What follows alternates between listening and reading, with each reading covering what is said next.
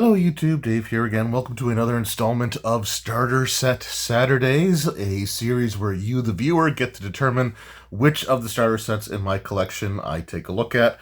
And the winner of the last poll was the Pathfinder First Edition Beginner Box. So there's already a brand new poll up there.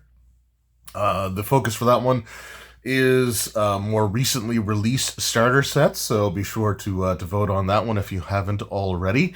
And yeah, I'm looking forward to this one. This is a starter set that I was really impressed by back when I first ended up picking it up. And I look forward to giving it the review today with the scores and see where it lands. So the first category is always the presentation slash production quality.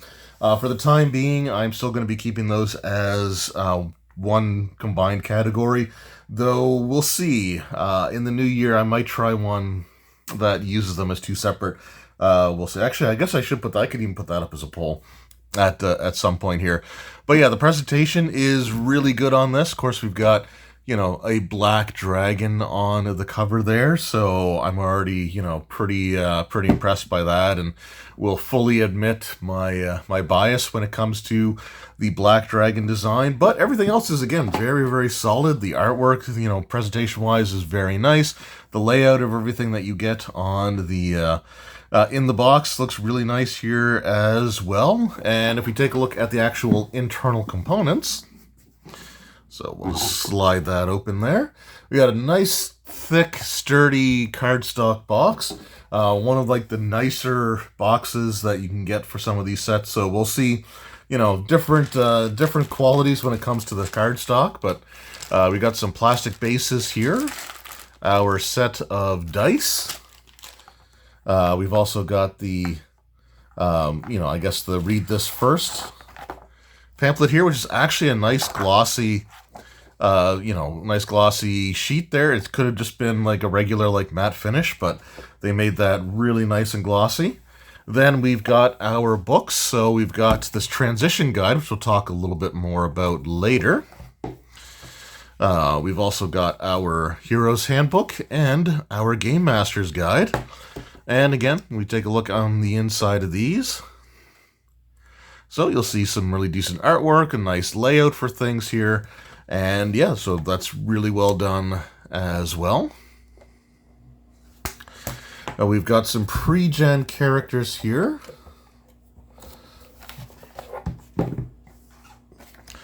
So we've got our 4 kind of standard Pathfinder characters. We have our cleric, we've got our fighter, we have our rogue, and then we've got our wizard character there.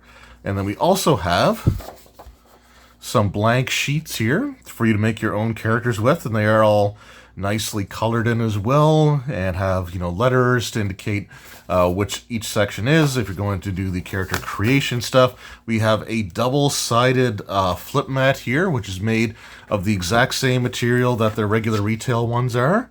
One side is a featureless grid, and the other side is the dungeon from the included scenario. And then finally, we've got 3 sheets of tokens here for player characters and creatures that you might encounter, as well as just an advertisement for Pathfinder Society and some other products that come out as well for the Pathfinder. And then I just have some printed off sheets in the on the bottom of the box there. So we're going to pack some of this stuff back in. We'll take a look at it again in a little bit, but as far as like the presentation goes and the production quality, it is an absolutely solid, you know, and pretty easy to give 9 out of 10 here. So presentation and production is really well done, really like above and beyond. And I remember at the time that I got this set, I only had a couple of the D&D ones, and it was like really kind of mind-blowing, like just how good that beginner box was compared to those and how much was in it. So, with a 9 out of 10 for presentation and production quality, the next thing that we're going to go to are the rules quality. So we've got here 3 separate rules booklets. So this one we'll talk about in a moment. We have our standard Hero's Handbook. So this has your character creation in it, but it also includes a brief solo scenario that you can sort of go through, and it teaches you the basic mechanics of the game, how to roll for attacks, how to roll for skills, damage, saving throws, things of that nature. So it's really cool to kind of see that they have that little tutorial thing there for you. And then they've also got information on creating your character and the basic rule mechanic of the game, which is a d20 plus modifiers. We have the choice of making human, dwarf, or elf characters. No halflings, so I'll leave that up to you if that's a plus or a minus. I think I put it in the just the notable aspects about it, but you've got your cleric, fighter, rogue, and wizard, so your traditional character classes there, and they're broken down pretty well. As you know, you get all their spells right with the character class, as well as what they get when they reach higher levels. So that's been really well done. There's, like, I think equipment and stuff in here as well, or skills and feats, and yeah, there's our equipment and all kinds of great stuff in there. And then with the Game Master's Guide, there is a decent amount of information in here, some really great tools for creating your own adventures and scenarios. So it not only has the pre-made adventure for you to go through, but it also has just, you know, some really good information about, like, running an actual game. Also, it probably has one of the better examples of a character with that handlebar mustache there. If you ever seen the second edition AD&D Player's Handbook, the black spined one, or the black covered version of it there, you'll just look at, like, the fighter or the druid, and there's some pretty rough, you know, mustaches and stuff going on there. But yeah, like I said, this does give you some extra monsters to work with, and again, we do have the, like, terrain information. There's stuff for encounter design. There's stuff for, like, filling out your own dungeon. And the first little part of it here is the adventure itself, but it also includes information on, like, learning the game sort of as you go.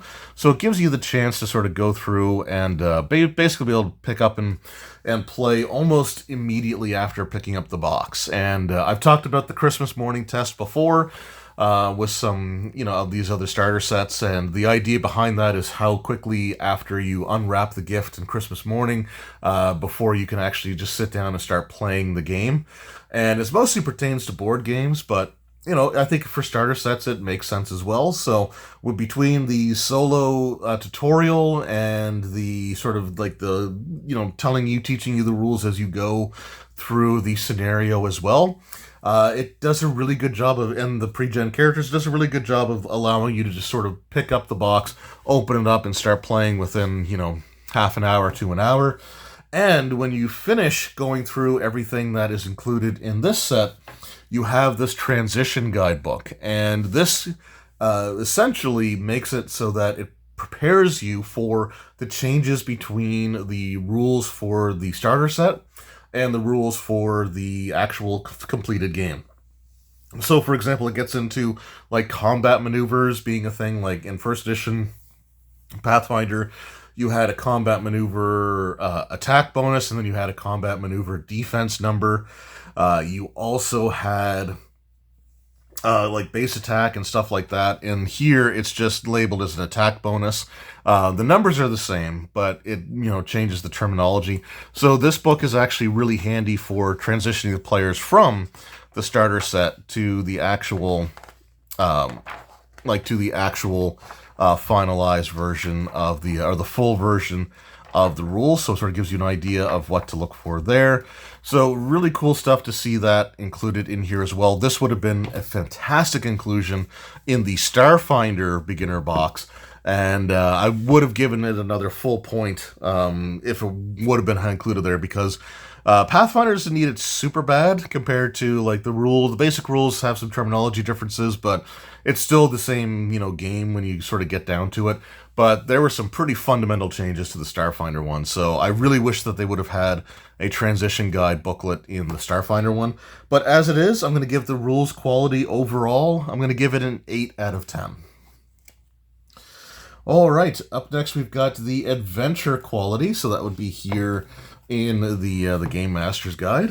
So this comes with one pre-written scenario that should take your characters from level 1 to level 2, and then you have tools at your disposal to create further adventures, including a pre-drawn map that you can use if you want to as well, to take the characters from level 2 to level 3, and then I think once they reach level 4, they transition to the full rules here, but we got our map on the inside cover with all the pawn placements and all the things of note. And, it's a pretty basic setup here. There's, nearby farm, like you're in Sandpoint, I think, and nearby farms are having, like, their livestock taken away or killed, partially devoured and left behind, and the players are sort of, tasked with finding out what's doing it. There's a nearby cave that they suspect this monster dwells in, and that's sort of where the scenario begins. So it's, it's pretty standard fare, but it's a decent enough dungeon. You've got a few different types of challenges there. You've got your goblins, you do have a magic fountain, and this is something that like a lot of the earlier D&D starter sets also included, and it seems like they've kind of gotten away from it a little bit. Like, I'd love to see something like this come back, where it's just these little teeny tiny minor magical effects. Could be good or bad depending on what you end up rolling. But yeah, I mean, things like, the drinkers heal to full hit points. You get the drinker gets a +2 bonus on saving throws or a -2 penalty on all attack rolls during the next combat. So I don't know, I just kind of like the idea of the magic fountains just being like this sort of wild card thing here. But yeah, you get through and sort of goes over information on like how the trap is done. You get like the treasure here, and you get the creatures. Basic abilities included with everything, including the final boss there for the dungeon. And it's solid. It is definitely, nothing to sneeze at. But at the same time, it's, pretty standard or pretty average. It's not a bad adventure by any stretch of the imaginations. It's a pretty cool little dungeon crawl, but at the end of the day, it's not the most like unique storyline that they could have gone with. And the idea again for this is to not only have the pre-written adventure free to run, but also to take steps to design and teach game masters how to design their own games. So that's a really cool aspect of the game as well. But yeah, so I think overall when it comes to the adventure quality, I'm going to give it a 7 out of 10. It's solid, and the advice for game design, for yourself or creating your own dungeon, or and how it even includes like random encounter tables for different environments and how those environments can impact where you place your dungeon stuff. There's some really cool bits of information in this Game Master's Guide. But the scenario itself is serviceable, but it's not going to be the most memorable thing in the world. So a 7 out of 10 I think is pretty generous, and a whole point goes to just some of the really solid advice on how to draw dungeon maps, how to populate dungeons, how to design your own adventures, how to use environments, and stuff like that. So pretty solid overall, definitely above and beyond, just a little cliched, I guess, for the scenario itself. So 7 out of 10 for the adventure quality. And then we get down to the final category, which is going to be the value for your dollar. I guess I forgot to mention this at the beginning of the video, but the Pathfinder First Edition Beginner's Box has seen 2 different releases. So there's 2 different release dates on the back of this box here. It originally released in 2011, but this is the 2013 version, which has the transition guide. So the original version did not come with with this little booklet here. It had everything else, but it didn't come with this particular edition. So it released in 2013, and it retailed for $34.99 US, so about $35 US. And that would probably be about $45 Canadian, which I'm pretty sure is what I ended up paying for this. So the question is, how does it justify that cost? And well, again, you're getting a lot of flexibility from this one, just the ability to create your characters, as well as having the pre-gen characters at your disposal is absolutely fantastic. It does use their iconic pre-gens or their iconic characters for the Pathfinder system. So, a lot of humans, unfortunately, in the pre-gen characters, but you do have the ability to choose a dwarf or an elf for your custom-made character, and the wizard or the rogue character is actually an elf as well. But like as far as like value goes, you got a pretty solid adventure, which you will probably finish in 1 to 2 sessions if you're learning as you go. You could probably get another couple of sessions, 2 to 3 sessions out of the options that you have for creating your own adventures and scenarios. You've got your own character creation stuff, but then you've got this double-sided map here. This Pathfinder flip map, and these pawn sets here. So, when it comes to the contents, like the books and stuff, are really well done. They're nicely bound. The covers are nice, sort of thick cardstock on them. But the real value comes from having these pawns and this map. This map alone would probably retail for close to half the cost of the box, about $15 to $19.99 for the flip mats here. And these are ones that you can put dry erase, wet erase, or even permanent marker on. And to remove the permanent marker, you just take a dry erase marker, write it over top, and then it should be able to wipe right off. But one side of the map is also blank, so you get to use this for tons and tons of games, well beyond your use of the actual contents of the beginner box itself. And I was using this map quite a bit myself. Like, I would take it with me if I was running games away from home. So this has gotten a lot of use, and the pawns are always going to be handy to have, and you got a pretty good assortment of monsters there as well. You got a mimic, you've got a hag, you got some serpent folk, a doppelganger, you've got a dragon, you've got troglodytes and orcs and goblins and dire rats. So you've got a pretty good foundation here for everything. And again, like these pawns, it's only 3 sheets, but again, like these 3 sheets might end up being something like $9.99 if you were to buy these separately. And for, like, we'll just say $15.99, there's $25 of your $35 box set just in these 2 things here. And I would say that the books and the characters and the character creation options and the advice for designing your own adventures, I would dare say that that is at least worth $10 as well. So you get some really good value for this set. And again, you can use that map forever because it is not connected directly to, it's not like both sides are used up. So you're going to be using that for quite some time to come. And I'm going to honestly give the value for your dollar for this box set, I'm going to give it a 9 out of 10 as well. So before we get to the final score here, I just like to go over like the cons and the pros of these beginner boxes or starter sets. I do the cons first because I prefer to end it on a more positive note. And, there's not a lot that I could really think of here when it comes to anything negative. Like I said, the adventure is a bit cliche. And there was, like, the creature, the end boss is, like, Black Fang. So it was, like, missing a tooth that was found as part of, like, the lead-up, or part of, like, the intro text to the adventure. So, like, that alone could kind of like spoil the surprise of what the players come across. I mean, the box art's going to do that too. I mean, they always depict something that you're fighting in the box set, and you got the big old black dragon there. So, I guess, like, again, I'm kind of grasping at straws, trying to really find something negative to say, or that I would consider to be like a slight against the starter set. And, again, just the fact that the adventure is a bit cliche is about all I could find. And again, no halflings. I guess I put that in the cons, but I mean, that could be up to you, whether that's a positive or a negative. I'm going to put it as a negative, just because it would have been nice to have had that one extra race option to go with the 4 race options and 4 class options. But that's it. That's really all that I could think of when it comes to like the cons section of the video. So for the pros, of course, you have both pre-gen and character creation, which is always going to be a positive when both are available.